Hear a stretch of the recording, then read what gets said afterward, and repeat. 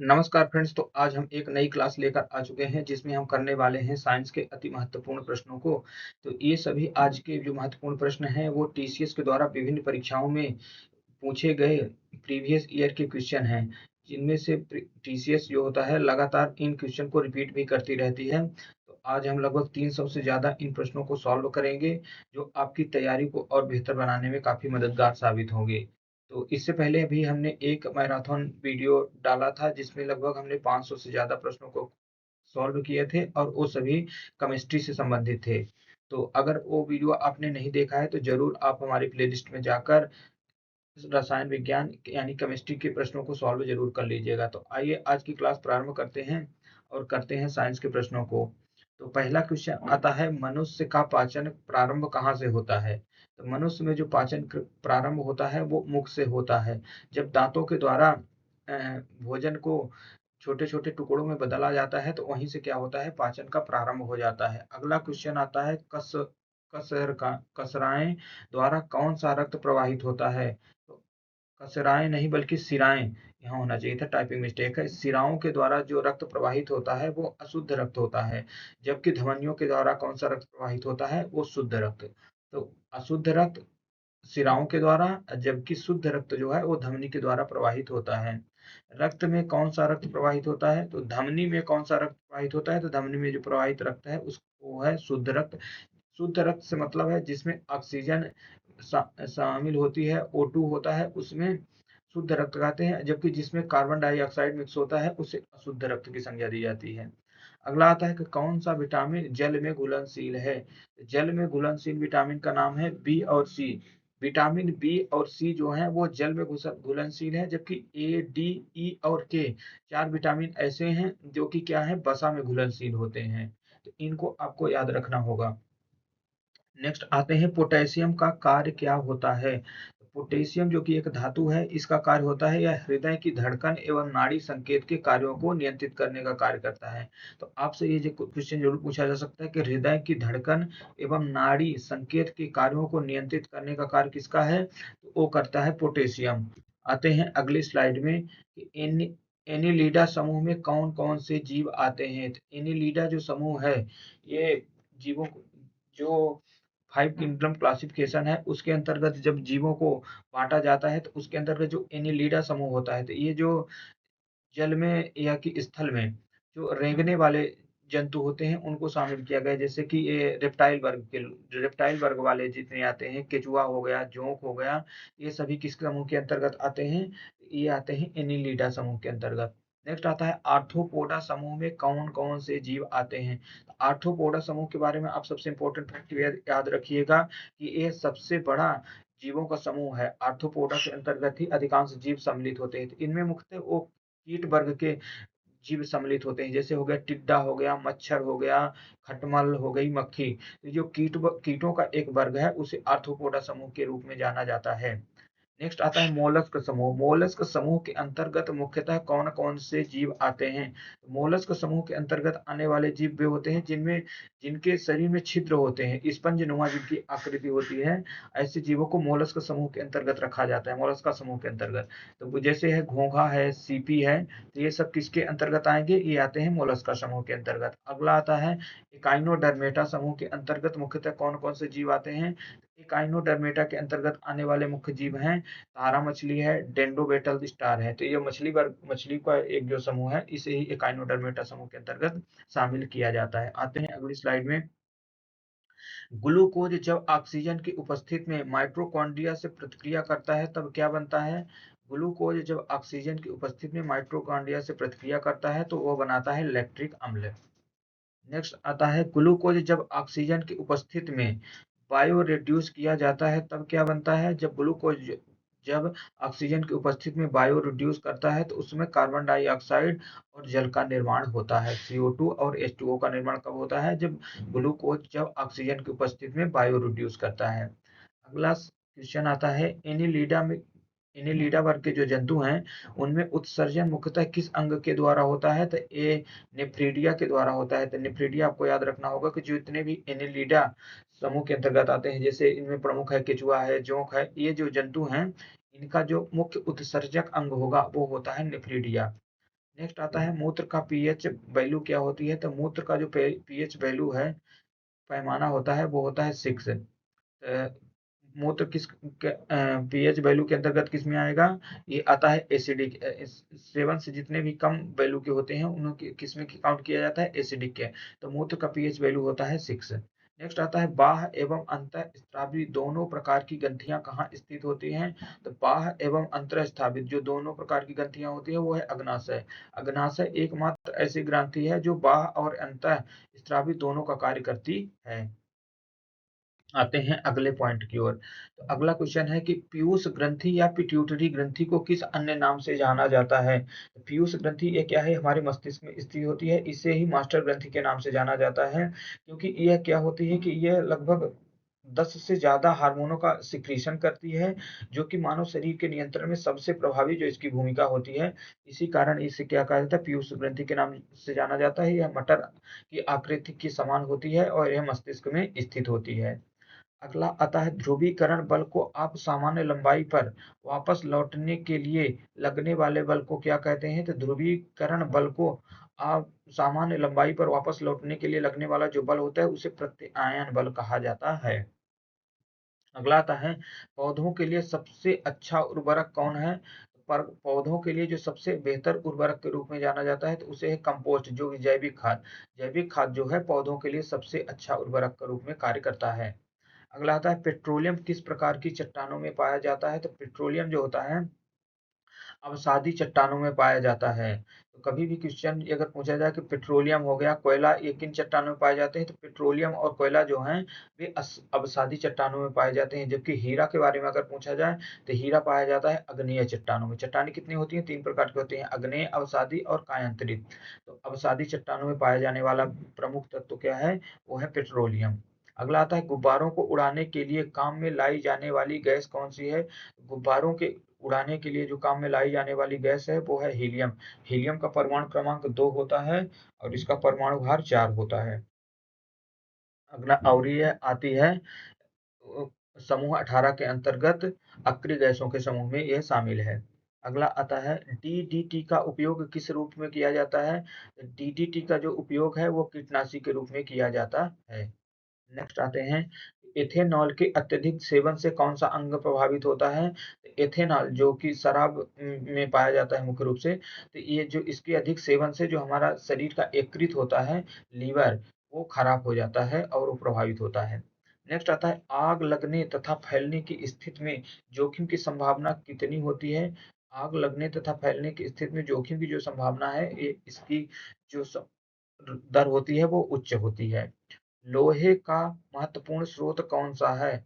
लोहा का जो महत्वपूर्ण स्रोत है वो है हरी मिट्टी। नेक्स्ट आता है गैसोलीन को किसके साथ संयोजित करके गैसोहाल बनाया जाता है। गैसोलीन को इथाइल अल्कोहल के साथ संयोजन करके गैसोहाल बनाया जाता है। तो ये इंपॉर्टेंट क्वेश्चन है कि गैसोलीन को किसके साथ संयोजन करके गैसोहाल बनाया जाता है। गैसोलीन को संयोजन किया जाता है इथाइल अल्कोहल के साथ। अगले स्लाइड में आते हैं कि मानव जाति के लिए ओजोन परत क्यों महत्वपूर्ण है। तो ओजोन परत आप जानते हैं कि यह समताप मंडल में पाई जाती है और यह क्या करती है, जो आने वाली पराबैंगनी किरणें होती हैं उनको रोकने के लिए एक क्या है, सुरक्षा आवरण के रूप में कार्य करती है। जिससे क्या होती है, अगर ओजोन परत में छिद्र हो जाता है तो उससे क्या होगा, पराबैंगनी किरणें धरातल पर आ जाएंगी और मानव को क्या होगा, स्किन से संबंधित बीमारियां होने लगेंगी। ये मानव के लिए क्यों महत्वपूर्ण है, क्योंकि ये पराबैंगनी किरणों को रोकने का कार्य कर रही है। अगला आता है आंत्रज्वर। आंत्रज्वर से मतलब है टाइफाइड के लिए सामान्यतः उपयोग की जाने वाली औषधि कौन सी है। तो टाइफाइड हो जाने की स्थिति में जो सबसे महत्वपूर्ण औषधि है वो है क्लोरोमाइसिटिन। क्लोरोमाइसेटिन जो एक औषधि है वो टाइफाइड के बीमारी में उपयोग आने वाली प्रमुख औषधि है। नेक्स्ट आता है गैस की लोकील क्षेत्र को क्या कहते हैं। तो गैस का जो लोकील क्षेत्र होता है उसे कहा जाता है ज्योति रहित क्षेत्र अर्थात नॉन ल्यूमिनस जोन। सोने का शुद्ध रूप कितना कैरेट होता है। सोना जो होता है, जो शुद्ध रूप होता है वो 24 कैरेट होता है। अगर 18 कैरेट में पूछा जाए, 18 कैरेट जो सोना होता है उसमें 75% सोना होता है। नेक्स्ट आता है कीने बार का क्या आकार है। तो ये एक टाइपिंग मिस्टेक है, किनेबार नहीं सिनेबार। सिनेबार जो है वो पारा का अयस्क होता है। सिनेबार किसका अयस्क है? वो है पारा का। आते हैं अगली स्लाइड में कि शरीर का ताप नियंत्रण किसके द्वारा होता है? तो शरीर के जो ताप को नियंत्रण करने के लिए जिम्मेवार है वो है लाल रक्त कोशिकाएं अर्थात आरबीसी। आरबीसी के द्वारा शरीर के ताप को नियंत्रण किया जाता है। कशेरुक में कितनी हड्डी होती हैं? तो कशेरुक अर्थात ये जो वर्टिब्रल है हमारा पीछे का, वो रीढ़ की हड्डी, उसमें कुल 33 हड्डियां होती हैं। 33 हड्डी किसमें होती हैं? कशेरुक में। नेक्स्ट आता है बीसीजी का पूरा नाम क्या है? तो बीसीजी का पूरा नाम होता है बेसिलस कॉलमेट ग्यूरिन।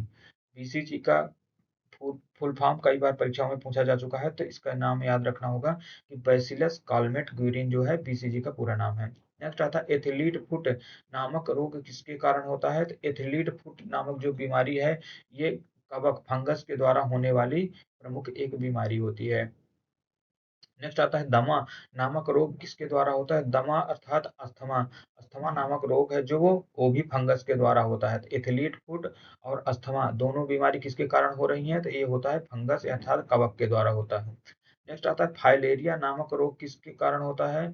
फाइलेरिया नामक रोग भी है, ये भी फंगस के कारण ही होता है, जिसे कहते हैं क्रीम या बार इसको फैलाने के लिए जिम्मेदार होता है।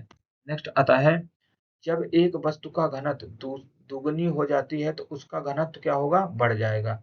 जब एक वस्तु का घनत्व दुगनी होती है तो उसकी घनत्व बढ़ जाती है। सॉरी इसमें क्वेश्चन ये थोड़ा सा मिस्टेक है, इसको छोड़ देते हैं। नेक्स्ट आते हैं सूत्रकण का अन्य नाम क्या होता है? तो सूत्रकण जो है माइटोकॉन्ड्रिया का हिंदी में नाम है, तो इसको याद रखना होगा कि सूत्रकण माइटोकॉन्ड्रिया का ही एक अन्य नाम है। नेक्स्ट आता है बट वृक्ष पौधों के किस वर्ग में आता है? बट वृक्ष जो है वो पौधों के आवृतबीज वर्ग के अंतर्गत आता है। नेक्स्ट आया लेम ऑफ द फॉरेस्ट वन की ज्वाला का अर्थ क्या होता है? लेम ऑफ द फॉरेस्ट का अर्थ है ऐसे पेड़ जो पतझड़ में फूलते हैं और लाल फूल धारण करते हैं। ऐसे पेड़ जो पतझड़ में फूलते हैं और लाल फूल धारण करते हैं उन्हें कहा जाता है लेम ऑफ द फॉरेस्ट वन की ज्वाला।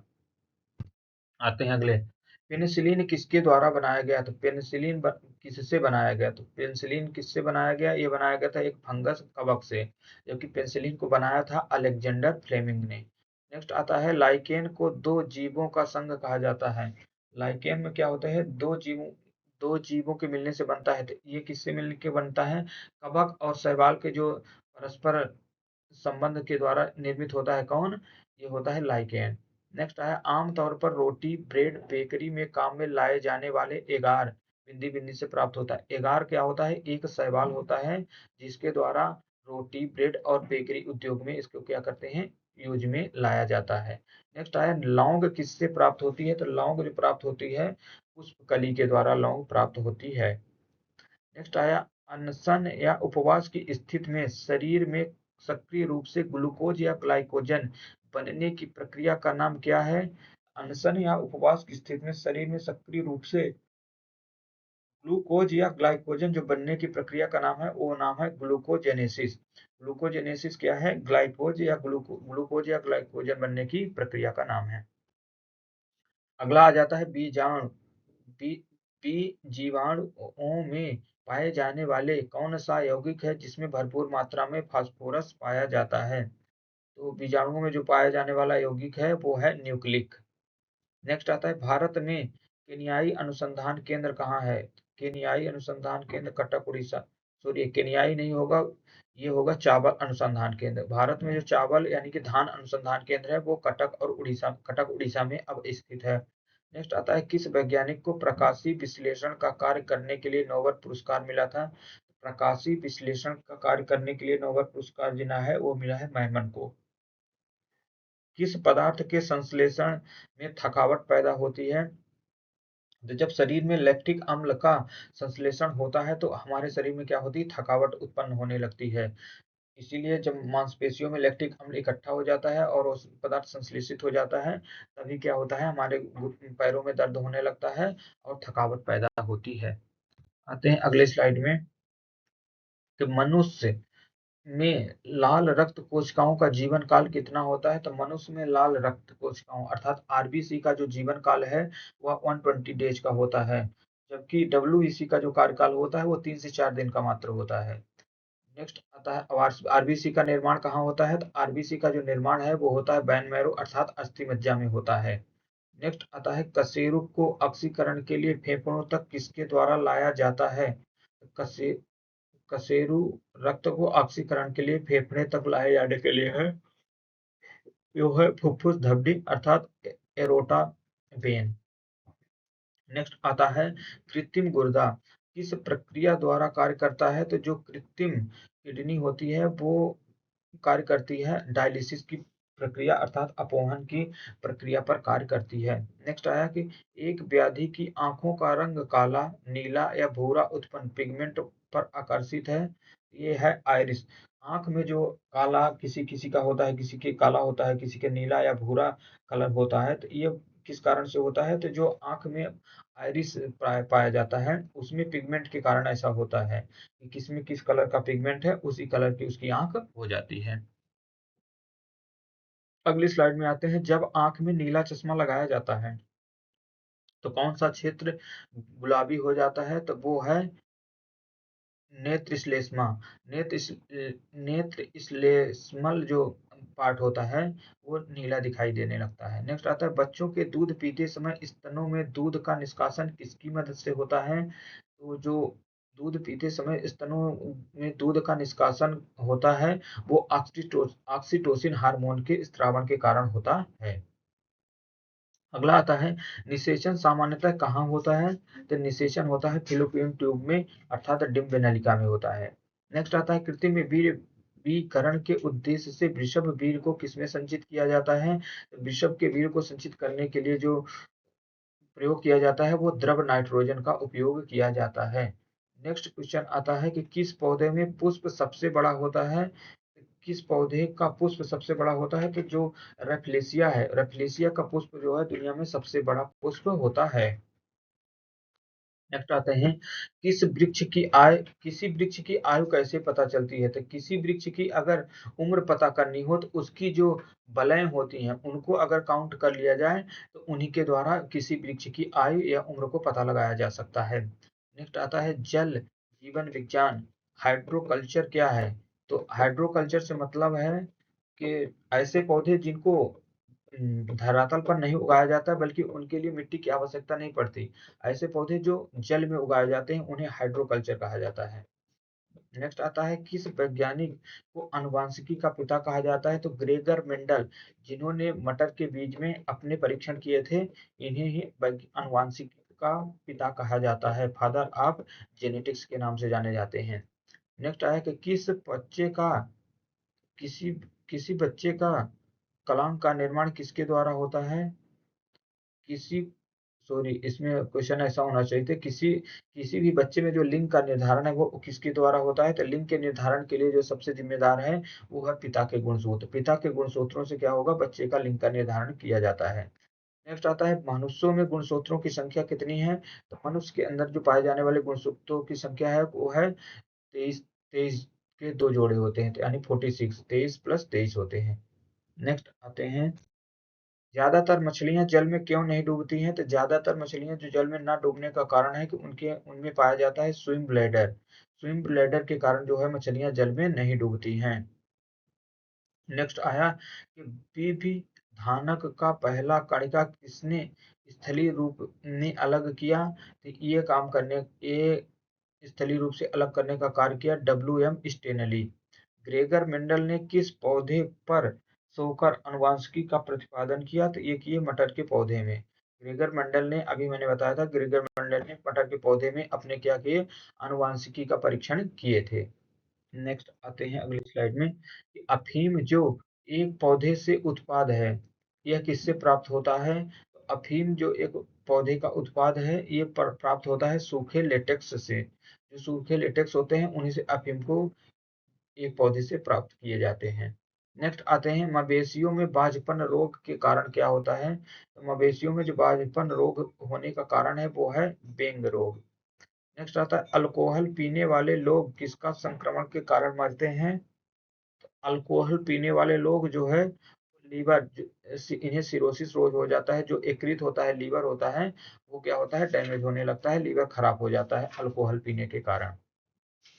नेक्स्ट आता है राइबोसोम का कार्य क्या होता है। तो राइबोसोम का कार्य है ये प्रोटीन सिंथेसिस का कार्य करते हैं। प्रोटीन के संश्लेषण का कार्य कौन करता है। तो राइबोसोम, या राइबोसोम का पूछा जाए क्या कार्य है, तो ये प्रोटीन संश्लेषण या प्रोटीन सिंथेसिस का कार्य करते हैं। आते हैं अगले स्लाइड में। तो मरुस्थल में उगने वाले पौधे क्या कहलाते हैं। तो ऐसे पौधे जिन्हों मरुस्थल में उगाया जाता है उन्हें कहा जाता है मरुदभिद। नेक्स्ट आया भोपाल में 1984 में जो गैस त्रासदी हुई थी वो कौन सी गैस थी। तो भोपाल में जो गैस त्रासदी हुई 1984 में हुई, तो ये गैस जो लीकेज हुई थी उस समय, तो वो थी methyl isocyanide. Methyl isocyanide gas के लीकेज होने के कारण 1984 में क्या हुआ, भोपाल त्रासदी होती है। नेक्स्ट आता है भैंस की मुख्य नस्लें कौन सी हैं। तो भैंस की जो प्रमुख नस्लें हैं वो है मुर्रा है, जाफराबादी है, भद्रा भदावरी है और महसाना है। तो ये 4-5 नस्लें जो है भैंस की याद रखनी होगी। नेक्स्ट आता है केंद्रीय बकरी अनुसंधान संस्थान की स्थापना कहाँ की गई है। तो केंद्रीय बकरी अनुसंधान संस्थान जो है वो उत्तर प्रदेश के मुरादाबाद जिले में अब स्थित है। नेक्स्ट आता है राष्ट्रीय ऊंट अनुसंधान केंद्र कहाँ है। तो राष्ट्रीय ऊंट अनुसंधान केंद्र जो है वो राजस्थान के बीकानेर जिले में है।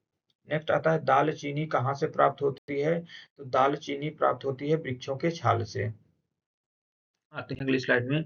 मधुमक्खियों की रानी को क्या कहा जाता है। मधुमक्खियों की रानी को इलायची कहा जाता है। फूलों का अध्ययन कहलाता है। तो फूलों का जो अध्ययन होता है उसे एंथ्रोलॉजी कहते हैं। पेट्रोलॉजी में क्या अध्ययन किया जाता है। तो पेट्रोलॉजी के अंतर्गत मिट्टी का अध्ययन किया जाता है। जो मिट्टी होती है उसके अध्ययन को पेट्रोलॉजी कहते हैं, जबकि फूलों के अध्ययन को एंथ्रोलॉजी। और मधुमक्खियों की रानी को क्या कहा जाता है। तो मधुमक्खियों की रानी नहीं, मसालों की रानी होगी। सॉरी, हम बाई मिस्टेक क्वेश्चन में है कि जो मसालों की रानी है उसे इलायची को कहा जाता है। नेक्स्ट आता है सिस्टेमा नेचुरल की कौन सी पुस्तक है। सिस्टेमा नेचुरल पुस्तक के जो लेखक हैं वो है कार्ल लिनियस। इन्होंने क्या किया था, जंतु जगत को, सॉरी, जंतु जगत को नहीं, सबसे पहले इन्होंने ही जीव जीव जगत को क्या किया था, दो भागों में डिवाइड किया था, एक जंतु वर्ग और एक वनस्पति वर्ग में। नेक्स्ट आता है दूध की दुहाई के रूप में जब दूध के दही के रूप में जमने का कारण क्या है। दूध को जो दही के रूप में जमने के लिए जिम्मेदार है वो कारक है लैक्टोबैसिलस। लैक्टोबैसिलस के कारण जो कि एक जीवाणु होता है, यही क्या करता है, दूध को दही में परिवर्तन करने का कार्य करता है। नेक्स्ट आता है विषाणु में क्या होता है। वायरस में जो होता है वो न्यूक्लिक एसिड और प्रोटीन पाया जाता है। तो वायरस में दो तत्व मुख्य रूप से पाए जाते हैं, एक तो है न्यूक्लिक एसिड और दूसरा है प्रोटीन। आते हैं अगले प्रश्न में कि जानवरों में होने वाले फुट एंड माउथ रोग के कारण उत्पन्न होता है। तो जानवरों में होने वाला फुट एंड माउथ रोग का जो प्रमुख कारण है वो है वायरस। नेक्स्ट आता है कि किस शैवाल से आयोडीन प्राप्त की जाती है। तो वो शैवाल है लेमिनेरिया। लेमिनेरिया नामक एक शैवाल होता है जिससे आयोडीन को प्राप्त किया जाता है। अगला आता है एवोगाड्रो संख्या का वैल्यू कितनी होती है। एवोगाड्रो संख्या का जो मान होता है वो होता है 6.023 इंटू 10 की पावर 23। 6.023 इंटू 10 की पावर 23 ये वैल्यू होती है किसकी, एवोगाड्रो नंबर की। नेक्स्ट आता है दाब बढ़ाने पर एक तरल का क्वथनांक क्या होता है, बढ़ता है। दाब बढ़ाने पर एक तरल का जो क्वथनांक है वो बॉइलिंग पॉइंट जो होता है वो क्या होता है, बढ़ जाता है। नेक्स्ट आता है मानव रक्त में ऑक्सीजन का परिवहन कौन करता है। तो मानव शरीर में जो ऑक्सीजन का परिवहन करने का कार्य कर रहा है वो किया जा रहा है आरबीसी के द्वारा, जो कि ब्लड में पाई जाती है और यह लगभग ब्लड का 60% होती है, जिसका कार्यकाल कितना होता है, 120 डेज होता है, और इसका निर्माण जो है आरबीसी का बोन मैरो में होता है। नेक्स्ट आते हैं वसा में घुलनशील विटामिन है। तो वसा में घुलनशील जो विटामिन है ए है, डी है, ई और के। ए डी ई के, ए डी ई के जो है वो वसा में घुलनशील विटामिन है। नेक्स्ट आता है ध्रुवीय क्षण की चाल क्या है। तो ध्रुवीय क्षण की जो स्पीड होती है वो है 760 मील पर आवर। एल्युमिनियम का प्रमुख अयस्क क्या है। तो एल्युमिनियम का जो प्रमुख अयस्क होता है वो है बॉक्साइड। नेक्स्ट आता है प्राकृतिक मोम और लाख प्राप्त किए जाते हैं। तो प्राकृतिक मोम और लाख प्राप्त किए जाते हैं कीड़ों के अत्रावण के रूप में। अगला आते हैं कार्बोरेटर में इस्तेमाल किया जाता है। तो कार्बोरेटर जो गाड़ियों में लगा होता है इसमें इस्तेमाल किया जाता है क्लोरोफ्लोरोकार्बन का। क्लोरोफ्लोरोकार्बन का उपयोग किसमें किया जा रहा है? कार्बोरेटर में। नेक्स्ट आता है बिजली का जो बल्ब होता है उसका जो फिलामेंट बनता है वो किस किस धातु से बनाया जाता है? तो बिजली के बल्ब का जो फिलामेंट होता है वो टंगस्टन धातु का बनाया जाता है। मानव नेत्र पर बनने वाला प्रकाश का प्रतिबिंब होता है। मानव नेत्र पर जो बनने वाला प्रकाश का प्रतिबिंब है वो रेटिना पर बनता है। नेक्स्ट आता है पृथ्वी पर कुल जल में मीठे पानी का भंडार है। पृथ्वी पर कुल जल में मीठे पानी का जो भंडार है वो लगभग 2.5% होता है। नेक्स्ट आता है दूध की जो शुद्धता मापने के लिए प्रयोग में लाया जाता है वो किसका प्रयोग किया जाता है? वो लैक्टोमीटर से दूध की शुद्धता का पता लगाया जाता है। आते हैं अगले स्लाइड की ओर कि ध्वनिकता ध्वनिकता के शोरगुल का मापन किससे होता है? तो जो ध्वनि का मापन होता है वो किया जाता है डेसिबल में। अगर कहीं पर भी 85 से ज्यादा डेसिबल शोर हो रहा है तो वो क्या है? मानव स्वास्थ्य के लिए हानिकारक होती है। नेक्स्ट आता है बायोगैस में मुख्यतः होता है। बायोगैस के अंदर मुख्यतः रूप से पाया जाता है मीथेन। मीथेन का फार्मूला होता है CH4। CH4 किसका फार्मूला है? ये है मीथेन गैस का। नेक्स्ट आता है माइक्रोफोन के आविष्कारक कौन है? तो माइक्रोफोन के जो आविष्कारक हैं उनका नाम है ग्राहम बेल। स्कर्वी रोग होता है तो विटामिन सी की कमी के कारण होता है। जो जल में घुलनशील विटामिन है, जल में घुलनशील दो विटामिन है बी और सी। तो जो स्कर्वी रोग होता है वो विटामिन सी की कमी के कारण होता है। विटामिन सी मुख्य रूप से खट्टे फलों में पाया जाता है, जैसे अंगूर हो गया, संतरे हो गए, नींबू हो गए। इनमें क्या पाया जाता है? विटामिन सी पाया जाता है, जितने भी खट्टे फल होते हैं। अगला आता है सूर्य ग्रहण होता है। सूर्य ग्रहण तब होता है जब चंद्रमा सूर्य और पृथ्वी के बीच में आ जाता है तो क्या होता है? सूर्य ग्रहण होता है। जब सूर्य और पृथ्वी के बीच में क्या होगा? चंद्रमा आ जाएगा तो जिससे क्या होगा? चंद्रमा बीच में जब आ जानेगा, सूर्य का जो प्रकाश होगा पृथ्वी पर नहीं आ पाएगा तो क्या हो जाएगा? सूर्य ग्रहण की स्थिति निर्मित हो जाएगी। नेक्स्ट आता है पेस मेकर किस पर आधारित है? पेस मेकर जो होता है वो हृदय पर आधारित होता है। हृदय को क्या करता है? पंप करने का कार्य करता है, जिससे क्या होता है? ऑक्सीजन का परिवहन होता है। आते हैं अगली स्लाइड की ओर कि हीरा और ग्रेफाइट एक जैसे नहीं दिखते। क्यों? हीरा और ग्रेफाइट जो है दोनों ही क्या है? कार्बन के अपरूप हैं, लेकिन दोनों के क्या है? कार्बन परमाणुओं की जो संरचना होती है, कार्बन परमाणुओं की संरचना भिन्न भिन्न होने के कारण हीरा और ग्रेफाइट क्या है? अलग अलग दिखते हैं। अगला आ जाता है कि प्राकृतिक बहुलक है। प्राकृतिक बहुलक का जो उदाहरण है वो है रबड़।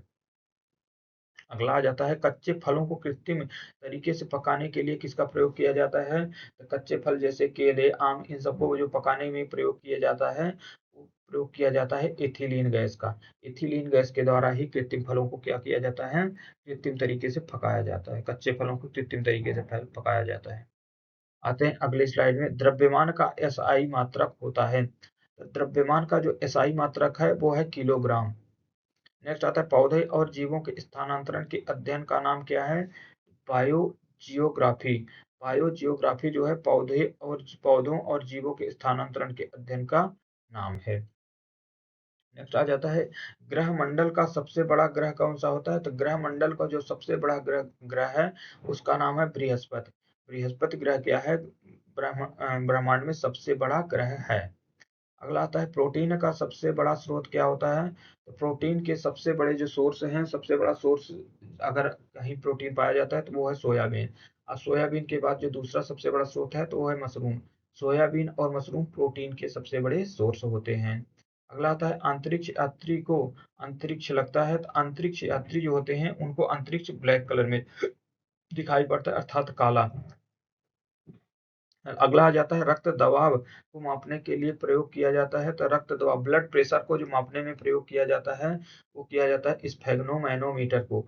स्फेग्नोमैनोमीटर के द्वारा रक्त दाब ब्लड प्रेशर को मापा जाता है, जिसमें 120/120/80 जो होता है, 120/80 वो सामान्य रक्तचाप होता है, रक्तदाब। नेक्स्ट आते हैं अगली स्लाइड। नेक्स्ट क्वेश्चन है रेडियन की इकाई रेडियन की जो इकाई होती है वो है कोण। नेक्स्ट आता है खून की कमी को क्या कहा जाता है?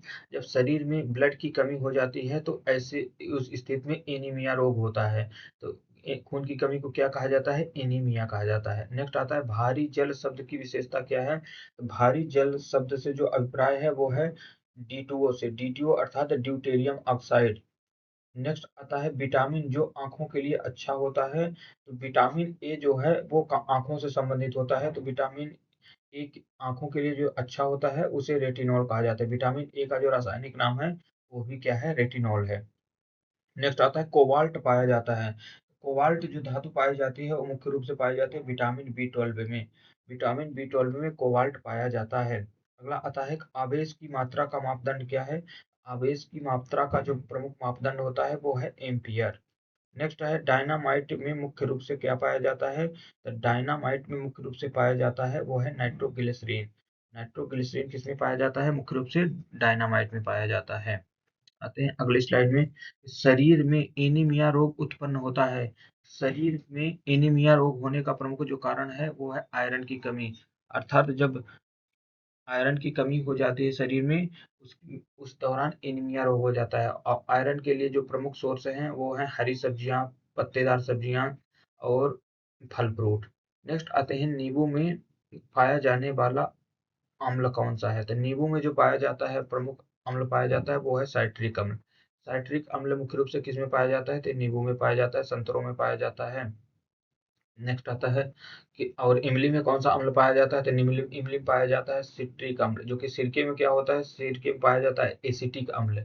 दूध में पाया जाता है, दूध में पाया जाता है लैक्टिक अम्ल। और सेब में क्या पाया जाता है? तो सेब में पाया जाता है मौलिक अम्ल।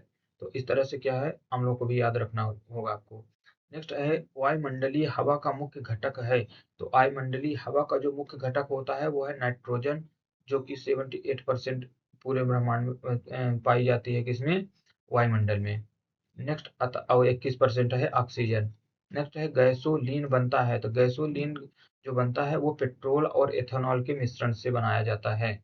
नेक्स्ट आता है अणुओं की कमी में होता है। अणुओं की कमी में होता है, सॉरी यहाँ तो क्वेश्चन ही कुछ गलत है।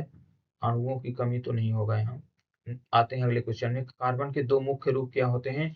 कि कार्बन के जो दो मुख्य अपरूप होते हैं वो है, एक तो है हीरा हीरा और दूसरा है ग्रेफाइट। आते हैं अगली स्लाइड में कि शरीर की सबसे बड़ी हड्डी कौन सी है? तो मानव शरीर की जो सबसे बड़ी हड्डी है वो है फीमर, जो कि कहाँ पाई जाती है? यह जांघ में पाई जाती है। मानव शरीर में कुल हड्डियों की संख्या कितनी है? तो मानव शरीर के अंदर जो कुल हड्डियों की संख्या है वो 206 अर्थात 206 जो हड्डियां हैं मानव शरीर में पाई जाती है। कब? वयस्क अवस्था में। जबकि जो अ, शिशु अवस्था होती है उस दौरान 300 से ज्यादा हड्डियां पाई जाती है। बाद में वो हड्डियां क्या होती हैं? आपस में जुड़ जाती हैं, जिस कारण से क्या होती है? 206 हड्डियां हो जाती हैं। नेक्स्ट है प्रकाश वर्ष की मात्रक है। प्रकाश वर्ष का जो मात्रक है वो है, सॉरी, प्रकाश वर्ष का जो मापन किया किया जाता है वो उसके लिए है 9.46 इंटू 10 की पावर 12 किलोमीटर। नेक्स्ट है प्रकाश वर्ष किसकी इकाई है? तो यह है दूरी की इकाई है। दूरी की सबसे बड़ी इकाई कौन सी होती है? तो वो है पारसेक और उसके बाद है प्रकाश वर्ष। नेक्स्ट आता है पॉजिट्रॉन की खोज किसके द्वारा की गई? तो पॉजिट्रॉन की खोज किए थे एंडरसन के द्वारा। एंडरसन ने पॉजिट्रॉन की खोज की है। नेक्स्ट आता है पानी का अधिकतम घनत्व होता है। पानी का अधिकतम घनत्व तब होता है जब पानी का जो टेम्परेचर होता है 4 डिग्री सेल्सियस पर होता है। 4 डिग्री सेल्सियस पर ही पानी का घनत्व सर्वाधिक होता है। नेक्स्ट है सूर्य की पराबैंगनी किरणों से पृथ्वी की रक्षा कौन करता है? तो सूर्य से आने वाली जो पराबैंगनी किरणें हैं उनके लिए जो समताप मंडल पर पाई जाने वाली ओजोन परत होती है वो क्या करती है? वहीं रोक देती है, जिस कारण से क्या होती है? पृथ्वी की रक्षा हो जाती है। आते हैं अगली स्लाइड में कि पृथ्वी पर एक वस्तु का वजन 600 न्यूटन है तो उसका चांद पर वजन होगा। तो जो भी जितनी भी वस्तुएं पृथ्वी पर होती हैं तो जो जब उनको चांद पर उनका वजन किया जाएगा तो वहाँ क्या होता है? पृथ्वी का घनत्व का जो 1/6 होता है कहाँ? चांद का घनत्व। तो कोई भी वस्तु अगर पृथ्वी पर 600 न्यूटन है तो चांद पर जाकर क्या होगी? 100 न्यूटन हो जाएगी। जितना भी पृथ्वी पर वजन होगा उसका 1/6 कहाँ हो जाएगी? चांद पर जाने पर हो जाएगा। अगला आता है सोने का अपेक्षाकृत घनत्व होता है। तो सोने का जो अपेक्षाकृत घनत्व है वो है 19.3 ग्राम सेंटीमीटर क्यूब। नेक्स्ट आता है ठोस कोण की इकाई है। तो ठोस कोण की इकाई कौन होती है? स्टेरेडियन। जबकि कोण की इकाई मैंने क्या बताई थी? रेडियन। और ठोस कोण की जो इकाई है वो है स्टेरेडियन। अगला आ जाता है कि जब इस्पात जैसी सामग्री को क्षण को किसी प्रत्यास्थता में बढ़ाकर ताना जाता है तो यह क्या होता है? तो यह इलास्टिक हो जाता है, ना कि प्लास्टिक हो जाता है। तो क्या होता है? ये इलास्टिक हो जाता है अर्थात तन्य हो जाता है। नेक्स्ट है एक आवेशित खोखले गोलक के अंदर का विद्युत क्षेत्र का मान कितना होता है? तो एक आवेशित खोखले गोलक के अंदर का जो विद्युत क्षेत्र का मान होता है वो 0 अर्थात 0 होता है। अगले आ जाते हैं कि पीला, हरा एवं लाल रंगों के स्पेक्ट्रम के लिए सफेद प्रकाश को चलाया जाता है किसके द्वारा? फ़िल्टर के द्वारा। नेक्स्ट आता है कौन हाइपोथैलेमिक ग्रंथि पाती है जो अंतःस्रावी ग्रंथियों को प्रकट करती है?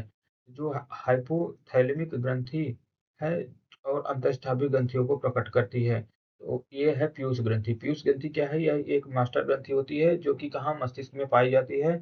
इसके द्वारा ही क्या है शरीर का संपूर्ण नियंत्रण करने के लिए जिम्मेदार होती है। अगला आता है कि रासायनिक गैसों में प्राय होते हैं। तो जो केमिकल गैसों में प्रमुख रूप से पाए जाने वाली दो गैसें हैं उनमें से है एक तो ब्यूटेन है, एक है प्रोपेन। ब्यूटेन और प्रोपेन रासायनिक गैसों में मुख्य होती है। अगला आ जाता है कि वायुमंडलीय स्तर पर जो रेडियो तरंगों को प्रतिबंधित करता है उसे कहा जाता है आइनोस्फीयर, जो कि सबसे ऊपरी वायुमंडलीय स्तर पर पाई जाती है। नेक्स्ट आता है प्रकाश का अपवर्तन पद का तात्पर्य है। प्रकाश का अपवर्तन पद का तात्पर्य जो है एक माध्यम से दूसरे माध्यम में प्रवेश करते समय प्रकाश की दिशा का मुड़ना। एक माध्यम से दूसरे माध्यम में प्रकाश करते समय प्रकाश की दिशा को मुड़ना ये क्या है? प्रकाश का अपवर्तन है। इसके प्रमुख उदाहरण हैं जैसे कि पानी में डूबी हुई जो छड़ी है वो तिरछी दिखती है। चंद्रमा का चंद्रमा का सॉरी जो तारे होते हैं वो निकट स्थित प्रतीत होते हैं। तो ये भी जो जो क्या होते हैं। नेक्स्ट आते हैं अगले की ओर। अगला आता है एक दृश्यमान स्पेक्ट्रम में न्यूनतम तरंग दैर्ध्य वाला रंग है। एक दृश्यमान स्पेक्ट्रम में न्यूनतम तरंग दैर्ध्य वाला जो रंग होता है वो कौन होता है? वो है बैंगनी। जबकि अधिकतम तरंग दैर्ध्य वाला जो कलर है वो है रेड अर्थात लाल। नेक्स्ट आता है विवेचनात्मक रक्त क्या है? विवेचनात्मक रक्त या ऑक्सीजन युक्त रक्त वो है O2। नेक्स्ट आते हैं स्फेग्नोमैनोमीटर मापता है। स्फेग्नोमैनोमीटर जो मापने का कार्य कर रहा है वो रक्त दाब को मापता है। ब्लड प्रेशर को मापने का कार्य कौन करता है? स्फेग्नोमैनोमीटर, जो कि सामान्य रक्त दाब जो होता है वो होता है 120/80 अर्थात 120/80। नेक्स्ट है कि पृष्ठ तनाव की इकाई क्या होती है? तो पृष्ठ तनाव की जो इकाई है वह न्यूटन प्रति मीटर होती है। अगले आ जाते हैं डायनामाइट का आविष्कार करने वाले स्वीडिश रासायनिक अभियांत्रिक और उद्योगपति का नाम बताइए। तो डायनामाइट के जो आविष्कारक हैं स्वीडिश रसायनज्ञ हैं, अभियांत्रिक भी हैं, उद्योगपति भी हैं, उनका नाम है अल्फ्रेड नोबेल। इनको संभवतः 1893 में नोबेल पुरस्कार से सम्मानित किया गया था। आते हैं अगले। किस रोग के प्रकट होने के लिए बीसीजी टीका दिया जाता है? तो जब टीबी रोग से ग्रसित मरीज के लिए क्या है? बीसीजी का टीका दिया जाता है। बीसीजी का फुल फॉर्म होता है बैसिलस कालमेट ग्यूरिन।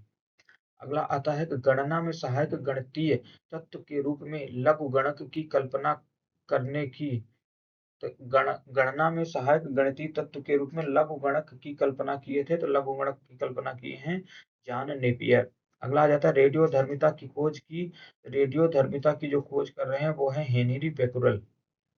अगला आता है प्रेशर कुकर में खाना जल्दी क्यों पकता है? प्रेशर कुकर में खाना जल्दी पकता है क्योंकि पानी का जो क्वथनांक बॉइलिंग पॉइंट होता है वो क्या होता है? बढ़ जाता है। ऐसा क्यों होता है? क्योंकि वहाँ जो प्रेशर होता है अ, दाब होता है वो अधिक होता है। जहाँ दाब अधिक होता है तो वहाँ क्या होता है? बॉइलिंग पॉइंट क्वथनांक बढ़ जाता है। नेक्स्ट आता है कि कौन सी गैस वायुमंडल में नहीं पाई जाती? तो वायुमंडल में गैस ना पाई जाने वाली गैस है वो है रेडॉन। रेडॉन गैस का जो निष्कासन होता है वो उस समय होता है जब भूकंप आने वाला होता है तो धरातल से क्या है? रेडॉन गैस निकलने लगती है, जिससे ये पता लग जाता है कि क्या होगा? भूकंप आने वाला है। आते हैं अगले स्लाइड में। पृथ्वी तक पहुंचने में सूर्य प्रकाश को कितना समय लगता है? तो सूर्य प्रकाश को पृथ्वी तक पहुंचने में जो समय लगता है वो है 8 मिनट 20 सेकंड। 8 मिनट 20 सेकंड में सूर्य का प्रकाश जो है वो पृथ्वी तक पहुंच पाता है। चलती गाड़ी में बैठे आदमी की ऊर्जा कैसी होती है? अगर गाड़ी चल रही है तो उसमें बैठे आदमी की जो ऊर्जा होती है वो होती है गतिज ऊर्जा। टाइफाइड रोग में शरीर का कौन सा अंग प्रभावित होता है? तो टाइफाइड जो है ये साल्मोनेला टाइफी के जीवाणु के कारण होता है, जो कि यह मुख्यतः आंत को प्रभावित करता है। पेट्रोलियम गैस मुख्य रूप से में क्या पाया जाता है? तो पेट्रोलियम गैस में मुख्य रूप से पाया जाता है ब्यूटेन और प्रोपेन। ब्यूटेन और प्रोपेन का मिश्रण किसमें होता है? पेट्रोलियम गैस में। आते हैं अगली स्लाइड की ओर कि कॉफी में महत्वपूर्ण उत्तेजक क्या होता है? तो कॉफी में जो महत्वपूर्ण उत्तेजक है वो पाया जाता है कैफीन।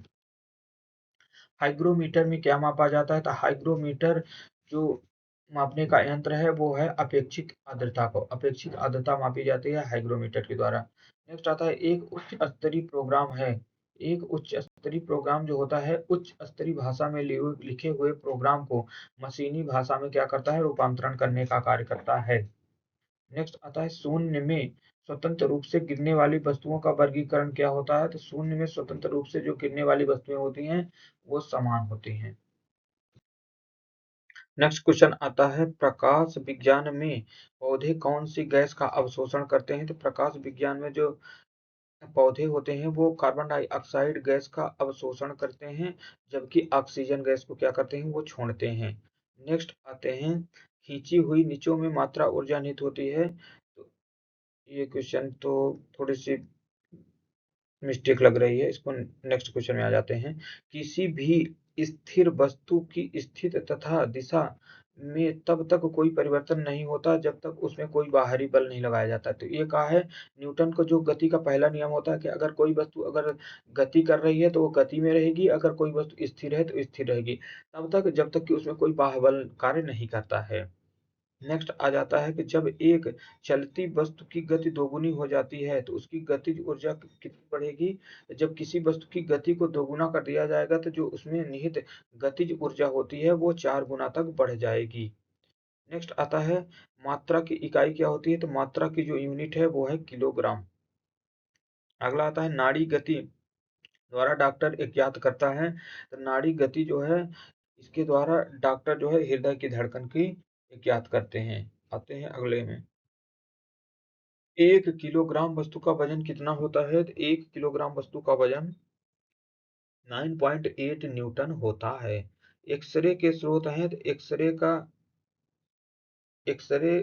जो खोज करता है, एक्सरे का जो उन्होंने पता लगाया था उनका नाम है रोंटेजन। रोंटेजन के द्वारा एक्सरे का पता लगाया गया।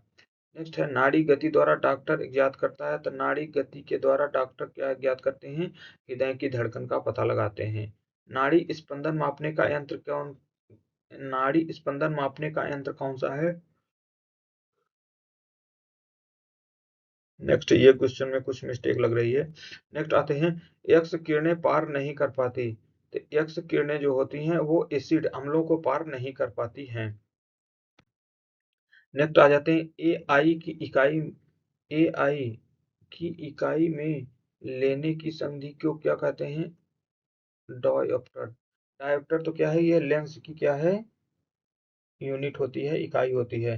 तो लेंस की जो क्षमता मापी जाती है वो किसमें मापी जाती है? डायोप्टर में मापी जाती है। यहाँ क्वेश्चन में कुछ मिस्टेक थी इसलिए इसको स्किप कर रहे हैं, क्योंकि ये याद रखना है आपको कि लेंस की जो क्षमता होती है वो किसमें मापी जाती है? तो वो मापी जाती है डायोप्टर में। नेक्स्ट आता है पौधों में स्थायी ऊर्जा को कितनी ऊर्जा में परिवर्तित करता है? तो पौधों में स्थायी ऊर्जा को जो श्वसन क्रिया के द्वारा होता है ऊर्जा परिवर्तित करता है। एक प्रकाश वर्ष बराबर है एक प्रकाश वर्ष जो बराबर होता है वो है 9.46 इंटू 10 की पावर 15 मीटर या 9.46 इंटू 9.46 की पावर 12 किलोमीटर। तो अगर किलोमीटर करेंगे तो पावर आ जाएगी 12, अगर इसे मीटर कर देते हैं तो +3 बढ़ जाएगा अर्थात 15 पावर हो जाएगी किसके? 9.46 की पावर 15 हो जाती है।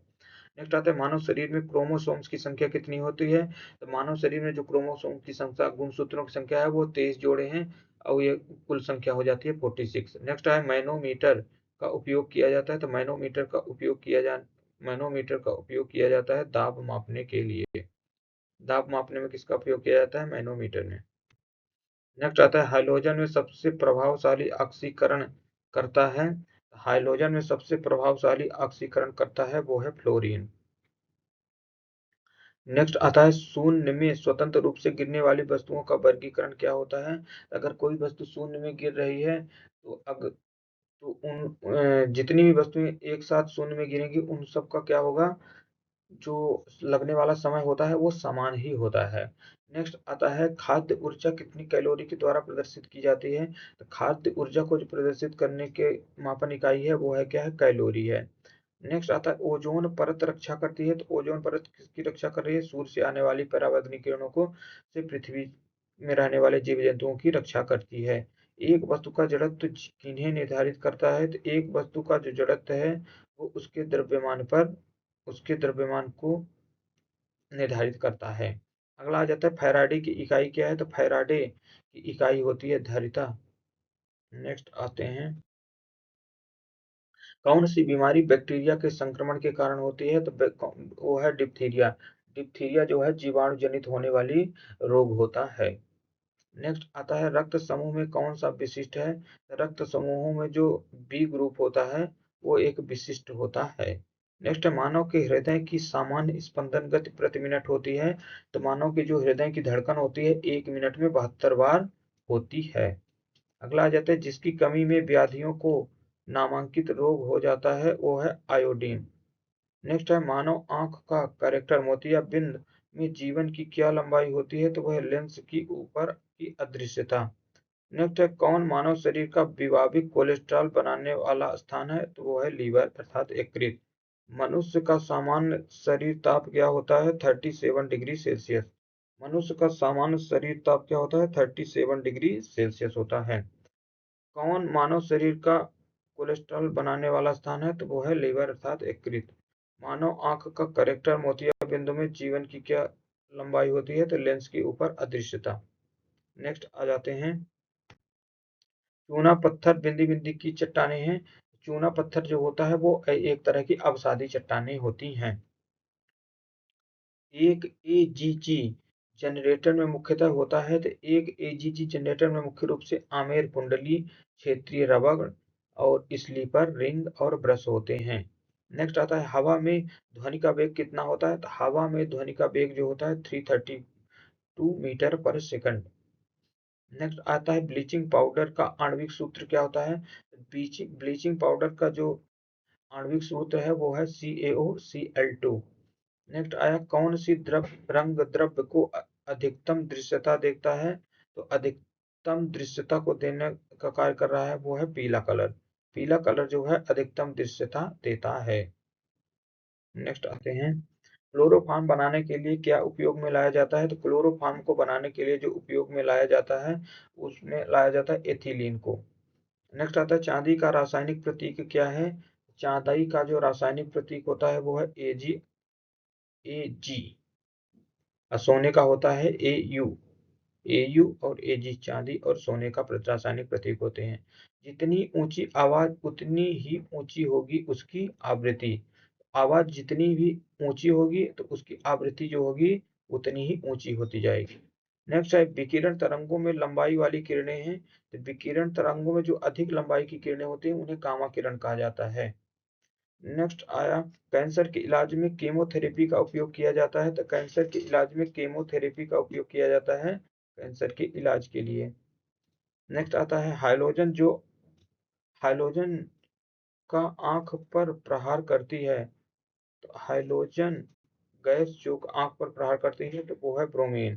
ब्रोमीन गैस जो है जो हाइलोजन समूह की सॉरी यहाँ तो कुछ गलत क्वेश्चन लग रहा है, इसको स्किप कर दीजिए आगे जाते हैं। मानव नेत्र की दूरदृष्टि दोष को कहा जाता है। तो मानव नेत्र की जो दूरदृष्टि दोष होता है उसे हाइपरमेट्रोपिया कहा जाता है। जबकि निकट दृष्टि दोष को क्या किया जाता है?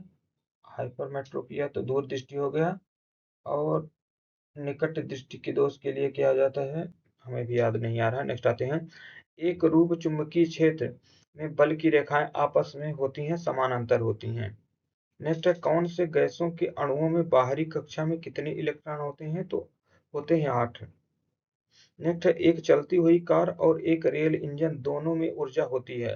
एक चलती हुई कार और रेल दोनों में क्या होता है? ऊर्जा होती है। जिसमें ज्यादा वेग किसका होगा? तो ज्यादा वेग उसका होगा जिसका ज्यादा अधिक घनत्व होगा, जिसकी ज्यादा अधिक डेंसिटी होगी, जिसका अधिक वजन होगा, तो वो कौन सी होगा? रेलगाड़ी। नेक्स्ट आता है मशीन की क्षमता सामान्यतः दर्शाई जाती है। किसी भी मशीन की जो क्षमता को दर्शाने के लिए कहा जाता है तो वह डब्ल्यू में अर्थात वॉट में दर्शाई जाती है।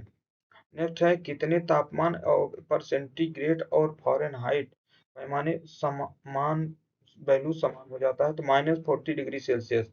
-40 डिग्री सेल्सियस जो है वो सेंटीग्रेड और फ़ारेनहाइट पैमाने को दर्शाते हैं। नेक्स्ट आता है डीएनए। डीएनए के मूल घटक क्या हैं? तो डीएनए के मूल घटक जो है वो है न्यूक्लियोटाइड। ऊर्जा संरक्षण के नियम का अर्थ क्या है? तो ऊर्जा संरक्षण का जो नियम है, ऊर्जा का ना तो निर्माण किया जा सकता है और ना ही विनाश किया जाता है। यह केवल क्या होता है, एक रूप से दूसरे रूप में स्थानांतरित हो सकती है, रूपांतरित हो सकती है। नेक्स्ट है रेल पटरी पर जोड़ पट्टी का प्रयोग किया जाता है। रेल पटरी पर जोड़ पट्टी का प्रयोग किसके लिए किया जाता है? तो दो पटरियों को जोड़ने के लिए रेल पट्टी का प्रयोग किया जाता है। डॉक्टर सीवी रमन को किस विषय के लिए नोबेल पुरस्कार से सम्मानित किया गया? डॉक्टर सीवी रमन को भौतिक विज्ञान के लिए 1930 में क्या है इन्हें सम्मानित किया गया और इन्होंने क्या सिद्धांत दिया था? वो था रमन प्रभाव। इनके रमन प्रभाव सिद्धांत के लिए भौतिक विज्ञान के क्षेत्र में 1930 में नोबेल पुरस्कार से सम्मानित किया जाता है। अगला आ जाता है न्यूटन के गुरुत्वाकर्षण का नियम किसने दिया? न्यूटन को जो गुरुत्वाकर्षण नियम है वो दिया जाता है न्यूटन के ही द्वारा। सॉरी, गुरुत्वाकर्षण का नियम तो न्यूटन ने नहीं, गैलीलियो ने दिया है, जबकि न्यूटन ने तो क्या है, गति के नियम दिए हैं। अगला आ जाता है फ्राइड के विचारों पर आधारित है। तो फ्राइड के विचारों पर आधारित है विज्ञान की। नेक्स्ट आते हैं, ये क्वेश्चन अधूरा है। अगला आता है कि परमाणु रिएक्टर को इनके रूप में प्रयोग किया जाता है। तो परमाणु रिएक्टर में जो है यूरेनियम को प्रयोग किया जाता है। यूरेनियम को क्या, किसके रूप में? तो जो ईंधन के रूप में किसका प्रयोग किया जाता है? तो यूरेनियम का प्रयोग किया जाता है। आते हैं अगली स्लाइड में। नेक्स्ट है कि चंद्र ग्रहण लगता है। चंद्र ग्रहण तब लगता है जब पृथ्वी सूर्य के बीच में क्या है, चंद्रमा आ जाता है। नेक्स्ट आता है आकाश नीला दिखाई दे पड़ता है। तो आकाश नीला दिखाई पड़ने का जो कारण है, वायुमंडल अन्य रंगों का प्रयोग किया जाता है, क्योंकि वायुमंडल अन्य रंगों की अपेक्षा नीले रंग को अधिक दबाव करता है।